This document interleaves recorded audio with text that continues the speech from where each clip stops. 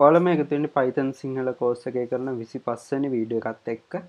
ඉතින් කලින් වීඩියෝ එකේදී මම ඔයාලට කියලා දුන්න කොහොමද functions Python වල use කරන්න කියලා. ඉතින් ඒකෙදි කතා කරා global variables සහ local variables ගැන. ඉතින් මම මේ වීඩියෝ එකේදී කියලා දෙන්න හදන්නේ කොහොමද function එකක් ඇතුලේ global variable එකක් access කරන්නේ, ඒකේ තියෙන values වෙනස් කරන්නේ කියලා. ඉතින් මම මේ විදිහට project එකක් open කරගෙන අලුතෙන් function එකක් හදාගන්නම්. ඒකට මම දෙන්න diff get name කියලා.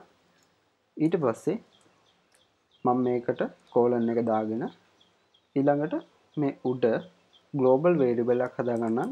name සමානයි අශේන් ඉෂංක කියලා. ඊට පස්සේ මෙතන මේ function එකේ code එකේදී මම මේ name කියන එක වෙනස් කරන්න හදනවා නම් වෙන එකකට ඒක වෙන්නේ නැහැ. මොකද මේක assign වෙන්නේ local variable එකක් විදියට. දැන් මෙතනින් වෙනස් කරලා මෙහෙම print කරොත් name කියලා. එතකොට print වෙන්නේ මේක තමයි. ඒ කියන්නේ assign කියන එක. හැබැයි මේ function එක ඉවර වෙලා මෙතන මේ විදියට print කරොත් අපේ name කියන එක එතකොට අර උඩ තියෙන global variable එකම තමයි print වෙන්නේ. ඒක මෙතනින් ඔයාලට බලා ගන්න පුළුවන්. ඊට පස්සේ අපිට මේ function එකට call කරන්න ඕන.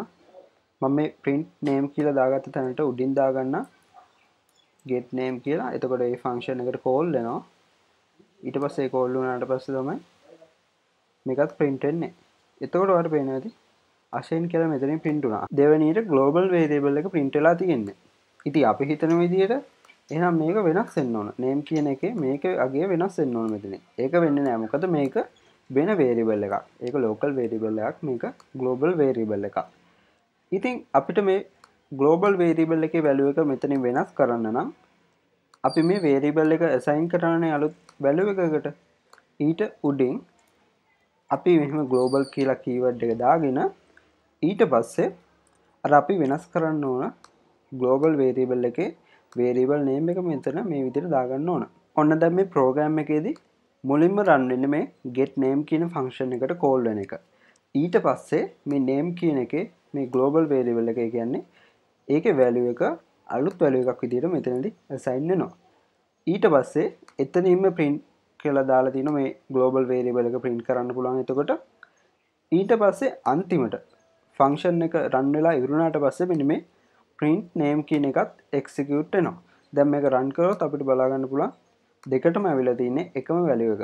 ඒ කියන්නේ අපිට මේ global keyword එක දාගෙන ඊට පස්සේ ඒකේ variable name එක අපිට ඕන global variable එකේ variable name එක මෙහෙම දාගෙන ඊට පස්සේ පුළුවන් අපිට ඒකේ value එක වෙනස් කරන්න. හරි. මේ වීඩියෝ එකෙන් දෙයක් ඉගෙන ගත්තා නම් අනිවාර්යයෙන්ම subscribe කරන්න මගේ YouTube channel එකට follow කරන්න මාව Instagram එකේ.